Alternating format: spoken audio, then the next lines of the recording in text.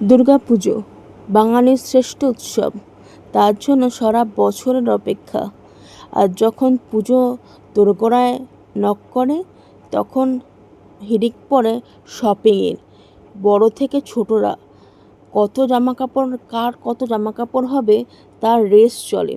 আর বাচ্চারা তো স্কুলে গিয়ে বলে আমার 5টা জামা হয়েছে, আমার 4টে জামা হয়েছে, এরকম লাইন দিয়ে প্রতিযোগিতা হয়।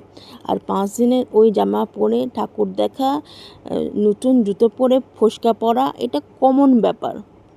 আর এই পুজোর অপেক্ষায় কত ব্যবসা যে চলে, সে শপিং মলই বলি বা রাস্তার দোকানই বলি।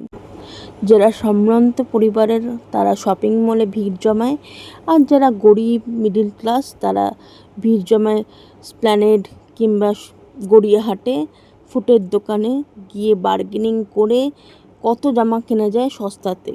এই রেস চলে তখন। মলে গেলে পরে অ্যাটেন্ড করবে কাস্টমারকে ওখানকার রিপ্রেজেন্টেটিভরা, কিন্তু গড়িয়াহাট বা স্প্ল্যানেডে সেই ব্যাপার নেই। কাড়াকাড়ি করে ভালো জামাটা আমি বাছবো এবং বার্গেনিং করে দোকানদারের থেকে কিনবো। আমার স্টকে জামা চাই। আর বাড়ি শেষে এক ব্যাগ ভর্তি করে জামা নিয়ে ফেরা। এই হচ্ছে দুর্গাপুজোর আনন্দ।